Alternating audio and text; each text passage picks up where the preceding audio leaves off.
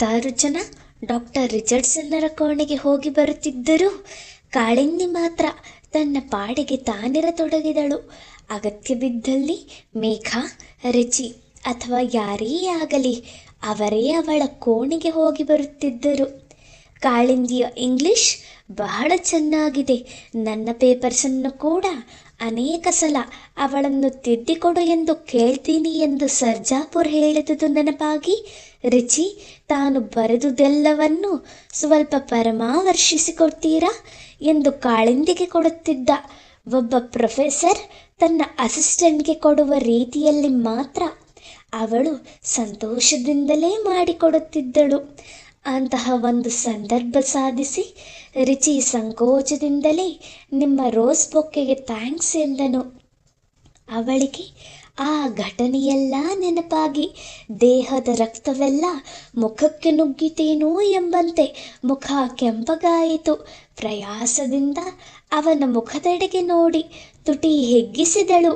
ಅವನು ತೃಪ್ತಿಯಿಂದ ಹಿಂತಿರುಗಿದ್ದ. ಅನೇಕ ದಿನಗಳ ನಂತರದ ಒಲುಮೆಯ ಪ್ರದರ್ಶನ ಅದಾಗಿತ್ತು.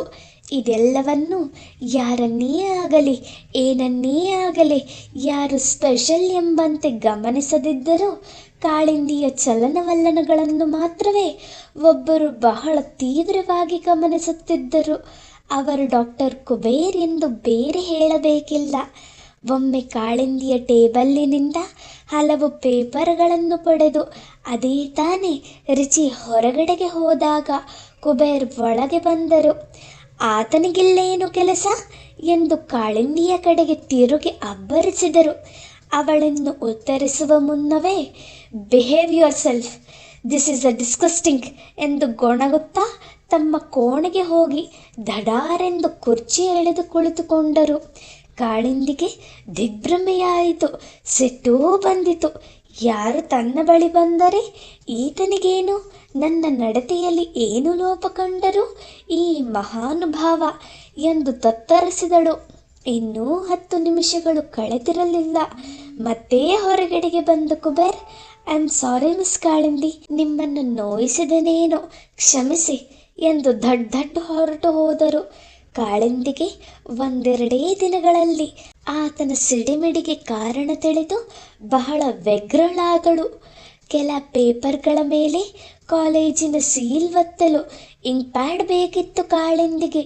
ಅವಳ ಬಳಿ ಇದ್ದುದರಲ್ಲಿ ಇಂಕ್ ಒಣಗಿದ್ದುದರಿಂದ ಸದ್ಯಕ್ಕೆ ಕುಬೇರ್ ಅವರದನ್ನು ತಂದು ಕೆಲಸ ಮುಗಿಸೋಣವೆಂದು ಇಂಕ್ ಪ್ಯಾಡ್ ಪಡೆಯಲೆಂದು ಅವರ ಕೋಣೆಗೆ ಬಂದಳು. ಅವರು ಇರಲಿಲ್ಲ. ಟೇಬಲ್ ಮೇಲೆ ಎಲ್ಲೋ ಇಂಕ್ ಪ್ಯಾಡ್ ಕಾಣಲಿಲ್ಲ. ಡ್ರಾ ಒಳಗೆ ಇರಬಹುದು. ಡ್ರಾ ಎಳೆಯೋಣವೇ ಬೇಡವೇ ಎಂದು ಒಂದು ಕ್ಷಣ ತಡಬಡಾಯಿಸಿ ಒಂದು ಬಾರಿ ಒತ್ತಿಕೊಳ್ಳಲು ಅಲ್ಲವೇ ಬಂದ ನಂತರ ಕೇಳಿದರಾಯಿತು ಎಂದು ಡ್ರಾ ಎಳೆದಳು. ಬೀಗ ಹಾಕಿರಲಿಲ್ಲವಾಗಿ ಸುಲಭವಾಗಿ ಹೊರಬಂದಿತು. ಡ್ರಾ ಅಲ್ಲೂ ಇಂಕ್ ಪ್ಯಾಡ್ ಇರಲಿಲ್ಲ. ಆದರೆ ಅಲ್ಲಿ ಇದ್ದುದನ್ನು ಕಂಡು ಆಶ್ಚರ್ಯವಾಯಿತು ಕಾಳಿಂದಿಗೆ. 10 ಕೆಂಡಸಂಪಿಗೆ ಹೂಗಳು ಒಣಗಿ ದಳದಳಗಳಾಗಿ ಉದುರಿ ಸತ್ತ ಜಿರಳೆಗಳಂತೆ ಡ್ರಾ ತುಂಬ ಹರಡಿಕೊಂಡಿದ್ದವು. ಮೇಘ ಹೇಳಿದ ಮಾತು ನೆನಪಾಯಿತು. ತಾವೇ ಇಟ್ಟಿರಬೇಕು ಹೂವನ್ನು ನಿಮ್ಮ ಟೇಬಲ್ ಮೇಲೆ, ಇಲ್ಲದಿದ್ದರೆ ಈ ವಯ್ಯನಿಗೆ ಯಾಕೆ ಇಷ್ಟು ಕೋಪ? ಅವರೇ ಅಂದುದು ಏನು, ನಿಮ್ಮ ಮೇಲೆ ಅಭಿಮಾನವಿರುವವರು ಒಂದು ಹೂ ಇಡಬಾರದೆ ಕಾಳಿಂದಿ? ದಯವಿಟ್ಟು ಅದು ಯಾರೆಂದು ಗಮನಿಸಿ, ಬೇಡ ಅಂತ ಹೇಳಿ ಸರ್ ಎಂದು ತಾನು ಕೋರಿದಾಗ ಆಯಿತು ಎಂದು ಸಲೀಸಾಗಿ ಒಪ್ಪಿಕೊಂಡಿದ್ದರು. ಅಂದಿನಿಂದ ಹೂವು ಟೇಬಲ್ ಮೇಲೆ ಇರುತ್ತಿರಲಿಲ್ಲ. ತನಗಾಗ ಹೊಳೆಯಲೇ ಇಲ್ಲ. ಅವರಿಗೆ ತನ್ನಲ್ಲಿ ಮನವೇ ತಾನು ಬೇರೆಯವರೊಂದಿಗೆ ಮಾತನಾಡುವುದನ್ನು ಸಹಿಸರೆ, ಅದರಲ್ಲೂ ತಾನು ರಿಚಿಯೊಂದಿಗೆ ಮಾತನಾಡಿದಾಗಲೆಲ್ಲ ಏನೋ ಒಂದು ಈ ರೀತಿ ರೇಗಿದ್ದಾರೆ. ಓ ಭಗವಂತ, ಇದೇನು ವಿಷಮ ಸ್ಥಿತಿ! ಹೀಗೆಂದು ತಿಳಿದ ಮೇಲೆ ನಾನು ಅವರೊಂದಿಗೆ ಈ ಕೋಣೆಯಲ್ಲಿ ಕುಳಿತುಕೊಳ್ಳುವುದು ಎಷ್ಟು ಮಾತ್ರ ಸರಿ? ಪ್ರೊಫೆಸರರಿಗೆ ಹೇಳಲೇ, ಹೇಳಿ ಸ್ಥಳ ಬದಲಾವಣೆ ಕೇಳಲೇ? ಒಂದು ವೇಳೆ ತನ್ನ ಊಹೆ ತಪ್ಪಾಗಿದ್ದರೆ ತಾನೇ ಢಂಗುರ ಮಾಡಿದಂತಾಗುತ್ತದೆ. ಯಾಕೋ ತಾನು ಈ ಹುದ್ದೆಗೆ ಸೇರಿದ ಗಳಿಗೆಯೇ ಸರಿಯಿಲ್ಲವೇನೋ ಎಂದು ಮನ ಚಿಕ್ಕದಾಯಿತು. ತನ್ನ ಪ್ರೊಬೆಷನರಿ ಸಮಯ ಮುಗಿದು ಇಂದೋ ನಾಳೆಯೋ ಹುದ್ದೆ ಕಾಯಂ ಆಗುವ ಆದೇಶ ಬರುವುದರಲ್ಲಿದೆ. ಈಗ ಈ ಕೆಲಸ ಬಿಟ್ಟು ಹೋಗುವುದು ಸಾಧುವಲ್ಲ, ಬಂದದ್ದು ಅನುಭವಿಸುವುದು ಎಂದು ತನ್ನ ಕಾಯಂ ಬಗೆಗೆ ಆಡಳಿತಾಧಿಕಾರಿ ಹೇಮಳನ್ನು ಕೇಳಿ ಬರಬೇಕು ಎಂದುಕೊಂಡಳು. ಹೇಮಳನ್ನು ಬೇರೆಯ ಕಾರಣಕ್ಕಾಗಿ ಮಾರನೆಯ ದಿನವೇ ಕಾಣಬೇಕಾಯಿತು ಕಾಳಿಂದಿ. ಬೆಳಗ್ಗೆ ಬಸ್ಸಿನಿಂದಿಳಿದ ಕೂಡಲೇ ಡಾಕ್ಟರ್ ಭಾಮ ಅವಸರವಾಗಿ ಕಾಳಿಂದಿಯ ಕೋಣೆಗೆ ಬಂದಳು. ಅದೇ ತಾನೇ ಬಂದಿದ್ದ ಕಾಳಿಂದಿಯು ತನ್ನ ಆಸನದಲ್ಲಿ ಪ್ರತಿಷ್ಠಿತಳಾಗುತ್ತಿದ್ದಳು. ರೀ ಕಾಳಿಂದಿ, ನನ್ನ ಫೈಲ್ ಈಗ ಹೇಮಾ ಹತ್ತಿರ ಬಂದಿದೆಯಂತೆ.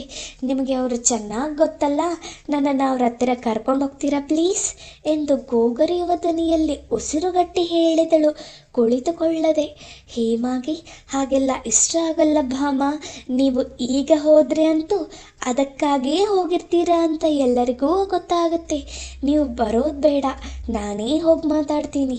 ಹೇಗೂ ನಾನೀಗ ಅವರನ್ನು ಕಾಣಬೇಕು ಅಂದ್ಕೊಂಡಿದ್ದೀನಿ. ನನ್ನದೇನೂ ತಪ್ಪಿಲ್ಲ ಅಂತ ಹೇಮಾಗೆ ಮನದಟ್ಟು ಆಗೋ ಹಾಗೆ ಹೇಳಬೇಕು. ಬೇಗ ಆಗಬೇಕಾಗಿದೆ ಕಾಳಿಂದಿ. ನನಗೆ ಕೇಸೆಲ್ಲ ಗೊತ್ತಿದೆ, ಹೈಮಾಗೂ ಗೊತ್ತಿರುತ್ತೆ. ನಿಮ್ಮದೇನೂ ತಪ್ಪಿಲ್ಲ, ಕಡ್ಡಿನ ಗುಡ್ಡ ಮಾಡಿದ್ದಾರೆ ನಿಮ್ಮ ಹೆಡ್ ಅಂತ ಹೈಮಾಗೆ ತಿಳಿದಿದೆ. ನಾನಿವತ್ತು ಹೋಗಿ ಮಾತಾಡ್ತೀನಿ ಆಯಿತಾ? ನನ್ನನ್ನು ನಂಬಿ ಡಿಪಾರ್ಟ್ಮೆಂಟ್ಗೆ ನೆಮ್ಮದಿಯಾಗಿ ಹೋಗಿ ಭಾಮ. ಇನ್ನೂ ನಿಂತೇ ಇದ್ದಳು ಭಾಮ ಚಿಂತಾಕ್ರಾಂತಳಾಗಿ. ಚೇರಪ್ ಭಾಮ, ಈಗಲೇ ಹೋಗ್ತೀನಿ. ಅಟೆಂಡೆನ್ಸ್ ಮಾರ್ಕ್ ಮಾಡಿ ನಮ್ಮ ಬಾಸ್ಗೆ ಹೇಳಿಬಿಟ್ಟು ಹೋಗ್ತೀನಿ. ಏನೂ ಆಗೋಲ್ಲ, ಭಯಪಡಬೇಡಿ. ಹೈಮ ಡೀಲ್ ಮಾಡ್ತಾರೆ ಅಂದಮೇಲೆ ಅನ್ಯಾಯ ಆಗೋಲ್ಲ ಎನ್ನುತ್ತಾ ಕಾಳಿಂದಿ ಪೆನ್ ಕೈಯಲ್ಲಿ ಹಿಡಿದು ಭಾಮಾಳನ್ನು ಎಳೆದು ತರುವಂತೆ ಹೊರಗಡೆ ಬಂದಳು. ಈಗ ಲೇಟ್ ಮಾಡಿಕೊಂಡು ಮತ್ತೊಂದು ಕಂಪ್ಲೇಂಟ್ಗೆ ದಾರಿ ಕೊಡಬೇಡಿ, ರನ್ ಎಂದು ಓಡಿಸಿಯೇ ಬಿಟ್ಟಳು. ಕಾಳಿಂದಿ ಹೈಮಾವತಿಯ ಕೋಣೆಗೆ ಬಂದಾಗ ಆಕೆ ಬಹಳ ಕೆಲಸದ ಒತ್ತಡದಲ್ಲಿದ್ದಳು. ಆದರೂ ನಗುತ್ತಾ ಹಾರ್ದಿಕವಾಗಿ ಸ್ವಾಗತಿಸಿದಳು. ಬನ್ನಿ ಕಾಳಿಂದಿ, 1-2 ನಿಮಿಷ ಕುಳಿತುಕೊಳ್ಳಿ, ಇದನ್ನು ಮುಗಿಸಿಬಿಡ್ತೀನಿ ಎಂದು ತನ್ನ ಕೆಲಸ ಮುಂದುವರೆಸಿದಳು. ಅದನ್ನು ಮುಗಿಸಿ ಜವಾನನನ್ನು ಕರೆದು, ಗೋಪಾಲ, ಇದನ್ನು ರಾಜೀವ್ ಪ್ರಭುಗೆ ಕೊಡು. ಹಾಗೆ ಕಾಶೀಪತಿಯವರನ್ನು, ಕಾಳಿಂದಿಯವರದು ಆಗಿದೆಯಾ ಕೇಳು ಎಂದು ಆದೇಶಿಸಿದಳು. ಹೈಮಾ, ನಾನು ನನ್ನದಕ್ಕಾಗಿ ಬರಲಿಲ್ಲ, ಅದು ನಿಧಾನವಾಗಿ ಆಗಲಿ. ಡಾಕ್ಟರ್ ಭಾಮಾದು ಫೈಲು ನೀವು ನೋಡ್ತೀರಾ ಎಂದಳು ಮೆಲ್ಲಗೆ. ಓ, ಆ ಸ್ಟುಪಿಡ್ ಕೇಸು, ಹೌದು, ಇನ್ನೇನು ಮುಕ್ತಾಯ ಹಂತಕ್ಕೆ ಬಂದಿದೆ. ನಾನೇ ತನಿಖೆ ಮಾಡ್ಕೊಂಡು ಬಂದೆ. ಆಕೆಯ ಲೀವ್ ನೋಟು ಒಂದು ಫೈಲಿಗೆ ಸಿಕ್ಕಿಕೊಂಡು ಗುಮಾಸ್ತನ ಹತ್ರ ಹೋಗಿದೆ. ನಿಜವಾದ ಕಾರಣ ಅದಲ್ಲ ಬಿಡಿ, ಅದರ ಬ್ಯಾಕ್ಗ್ರೌಂಡ್ ಬೇರೆಯೇ ಇದೆ ಅಂತ ನಮಗೆಲ್ಲ ಗೊತ್ತು. ಅಚಾತುರ್ಯಕ್ಕೆ ಅಂತ ಡಾಕ್ಟರ್ ರಾಜಯ್ಯಂಗೆ ಮೆಮೊ ಹೋಗುತ್ತೆ ಈಗ. ಹೇಗಿದೆ ಬೂಮ್ರಾಗ್? ಇದೆಲ್ಲ ನಿಮ್ಮ ಫ್ರೆಂಡಿಗೆ ಹೇಳಿಬಿಡಬೇಡಿ, ಅವರು ಔಟ್ ಆಫ್ ಡೇಂಜರ್ ಅಂತ ಹೇಳಿ ಸಾಕು. ತುಂಬ ಥ್ಯಾಂಕ್ಸ್ ಹೇಮ. ಭಾಮ ತುಂಬ ಒದ್ದಾಡ್ತಿದ್ದಾರೆ ಪಾಪ. ಕಾಶಿಪತಿ ಕಾಳಿಂದಿಯ ಪ್ರೊಬೇಷನ್ ಕಾಗದಗಳನ್ನು ತಂದರು. ಎಲ್ಲಕ್ಕೂ ರುಜು ಹಾಕಿ ಹೇಮ ಕಾಳಿಂದಿಯ ಪ್ರತಿಯನ್ನು ಅವಳ ಕೈಗೆ ಕೊಟ್ಟಳು. ಕಾಶಿಪತಿ, ಇವರಿಂದ ಪ್ರತಿ ಸಂದಿದೆ ಅಂತ ಒಂದು ರುಜು ತಗೊಳ್ಳಿ ಎಂದು ಮಿಕ್ಕ ಪ್ರತಿಗಳನ್ನು ಅವನ ಕೈಗೆ ಹಿಂತಿರುಗಿಸಿದರು. ಕಂಗ್ರ್ಯಾಚುಲೇಷನ್ಸ್ ಕಾಳಿಂದಿ, ಪ್ರೊಬೇಷನ್ ಡಿಕ್ಲೇರ್ ಆಯಿತು. ಈಗ ಸಂತೋಷವಾಗಿದ್ದಿರಲ್ಲ? ಮನೆಯಲ್ಲಿ ಎಲ್ಲ ಹೇಗಿದ್ದಾರೆ? ಅಮ್ಮ, ಅಣ್ಣ, ವಂದನಾ? ಥ್ಯಾಂಕ್ ಯು, ನಾನು ಯಾವಾಗಲೂ ಸಂತೋಷವಾಗಿ ಇರ್ತೀನಿ ಹೈಮಾ. ಮನೆಯಲ್ಲಿ ಎಲ್ಲ ಚೆನ್ನಾಗಿದ್ದಾರೆ. ವಂದನಾ ನಿಮ್ಮನ್ನು ಕೇಳ್ತಾನೇ ಇರ್ತಾಳೆ. ಬನ್ನಿ, ಯಾವಾಗಲಾದರೂ ಬಿಡು ಮಾಡಿಕೊಂಡು. ಟ್ರೈ ಮಾಡ್ತೀನಿ. ಬೈ ನಿಮ್ಮ ಪ್ರೊಫೆಸರ್ ಸರ್ಜಾಪುರ್ ಉತ್ತಮ ಪದಗಳಿಂದ ನಿಮ್ಮ ಗುಣಗಾನ ಮಾಡಿದ್ದಾರಪ್ಪ ಪ್ರೊಫೆಷನಲ್ ಪೇಪರ್ಸ್ನಲ್ಲಿ. ಅವರು ಎಲ್ಲರಿಗೂ ಹಾಗೆ ಬರೀತಾರೆ ಅಂತ ಕಾಣುತ್ತೆ. ನೋನೋ, ಯಾರು ಸರ್ಜಾಪುರ ಅವರ ಮೆಚ್ಚುಗೆ ತೋರಿಸೋದ್ರಲ್ಲಿ ಆತ ಜಿಪುಣ, ಮಹಾಜಿಪುಣ. ನೀವು ಲಕ್ಕಿ, ಅವರಿಂದ ಬಹಳ ಎಳೆದು ಬಿಟ್ಟಿದ್ದೀರಿ ಎಂದು ಬೆನ್ನು ತಟ್ಟಿದಳು. ಮತ್ತಿನ್ನು 1-2 ನಿಮಿಷ ಉಭಯ ಕುಶಲೋಪರಿ ಮಾತನಾಡಿ ಎದ್ದಳು ಕಾಳಿಂದಿ. ಬಂದ ಕೆಲಸವಾಯಿತೆಂದು ಆನಂದವಾಗಿತ್ತು ಅವಳಿಗೆ. ಕಾಳಿಂದಿ, ಹೇಗಿದ್ದಾರೆ ಫಾರಿನ್ ಪ್ರೊಫೆಸರ್ ಎಂದಳು ಹೈಮಾ. ಅಂದರೆ ನೋಡೋಕೆ, ಕೆಲಸದಲ್ಲಿ, ನಿಮ್ಮಲ್ಲಿ ಮಿಳಿತವಾಗೋದ್ರಲ್ಲಿ, ಎಲ್ಲದರಲ್ಲೂ ಚೆನ್ನಾಗಿದ್ದಾರೆ. ನಿಮಗೆ ಯಾಕಪ್ಪ ಆಸಕ್ತಿ ಎಂದಳು ಲಘುಧನಿಯಲ್ಲಿ. ಏನೋ ಕೇಳಿದೆ ಅದಕ್ಕೆ. ಏನು ಕೇಳಿದ್ರಿ? ಗಾಬರಿಯಾದಳು ಕಾಳಿಂದಿ. ತನ್ನ ಬಗೆಗೆ ಏನಾದರೂ ಇರಬಹುದೇ? ಮೇಘ ಇಲ್ಲಿ ರಜಾ ಹಾಕಿ ಅಲ್ಲಿ ಅವರೊಟ್ಟಿಗೆ ವರ್ಕ್ ಮಾಡಿದರು ಅಂತ. ನಮ್ಮ ಜನ ಬಿಡಿ ಹೇಮ, ಏನು ಇಲ್ದಿದ್ರೂ ಮಾತಾಡ್ತಾರೆ. ಅಂತಹದ್ರಲ್ಲಿ ಈ ಫೂಲಿಶ್ ಹುಡುಗಿ ಹಾಗೇಗೆ ಮಾಡಿದ್ಲೋ ಪಾಪ. ಅಂಥದ್ದೇನೂ ಇಲ್ಲ. ನಾನು ಯಾಕೆ ಕೇಳಿದೆ ಅಂದರೆ, ಇದೇ ಒಂದು ಇಶ್ಯೂ ಆಗಿ ಎಲ್ಲಿ ಕೇಸ್ ಬಿಲ್ಡಪ್ ಆಗುತ್ತೋ ತಲೆನೋವು ಅಂತ. ಏನೂ ಆಗಲ್ಲ ಅನಿಸುತ್ತೆ. ಪ್ರೊಫೆಸರ್ ಅಷ್ಟಕ್ಕೆ ಬಿಡೋಲ್ಲ. ಓರಲ್ಲಾಗಿ ಮೇಘನ ದಂಡಿಸಿ ಮುಗಿಸಿದ್ದಾರೆ. ಆತನೂ ವಾಪಸ್ ಬಂದಿದ್ದಾರೆ. ಆತಂಕದ ಹೊಗೆ ಕ್ಲಿಯರ್ ಆಗಿ ಬಿಟ್ಟಿದೆ. ಅದು ಕ್ಲಿಯರ್ ಆದರೂ ಬೇರೆ ಹೊಗೆ ಏನಾದರೂ ಡಿಪಾರ್ಟ್ಮೆಂಟ್ನಲ್ಲಿ ಏನೂ ಇದ್ದ ಹಾಗಿಲ್ಲ. ಡಾಕ್ಟರ್ ಕುಬೇರಿಗೂ ಡಾಕ್ಟರ್ ಅಮಿತಾನಂದರಿಗೂ ಏನಾದರೂ ಘರ್ಷಣೆ? ಏನೂ ಇಲ್ಲ ಅಂತಹದ್ದು. ಇವತ್ತು ಏನೇನೋ ಕೇಳ್ತಾ ಇದ್ದೀರಿ ಹೇಮ, ನೀವು ಹೀಗೆ ಮಾತಾಡೋದೇ ಅಪರೂಪ. ಏನು ಮಾಡೋದು, ಎಲ್ಲ ನಮ್ಮ ತಲೆಗೆ ಬರುತ್ತಲ್ಲ ಫೈನಲ್ ಆಗಿ.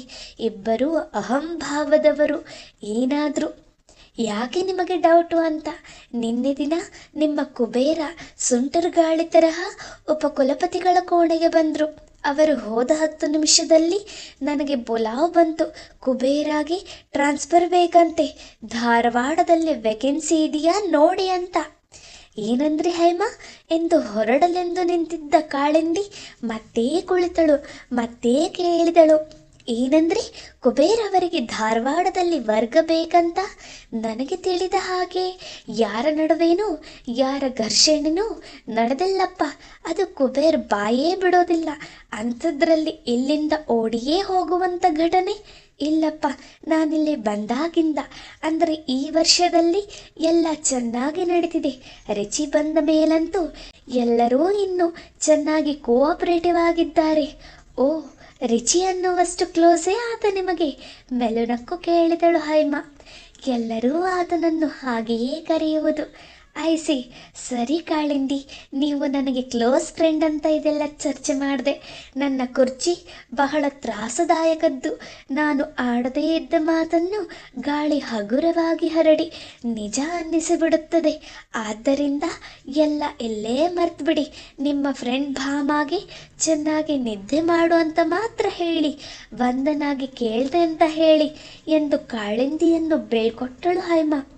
ಒಬ್ಬ ಗೆಳತಿಯ ಗೋಜಲಿನ ಬಿಡುಗಡೆಗಾಗಿ ತೆರಳಿದ್ದ ಕಾಳಿಂದಿ ತನ್ನ ತಲೆಯ ತುಂಬ ಮತ್ತೊಂದು ಗೊಂದಲ ತುಂಬಿಕೊಂಡು ಹಿಂತಿರುಗಿದಳು.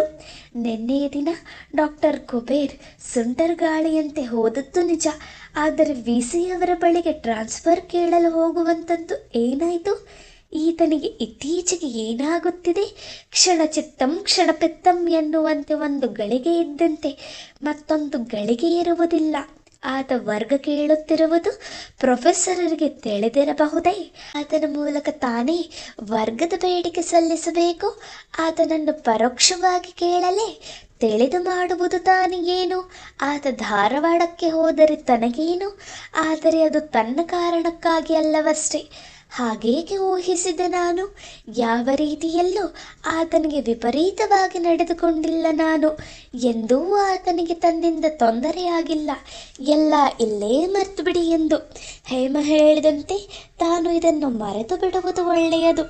ಅಲ್ಲಿಂದ ಹೊರಟ ಕಾಳಿಂದಿ ಡಾಕ್ಟರ್ ಭಾಮಾಳ ಕೋಣೆಗೆ ಹೋಗಿ ಅವಳ ಕೇಸು ಸುಖವಾಗಿ ಮುಕ್ತಾಯವಾಗುವುದೆಂದು ಹೇಮ ತಿಳಿಸಿದ್ದಾರೆಂದು ಹೇಳಿ ತನ್ನ ಕೋಣೆಗೆ ಬಂದಳು.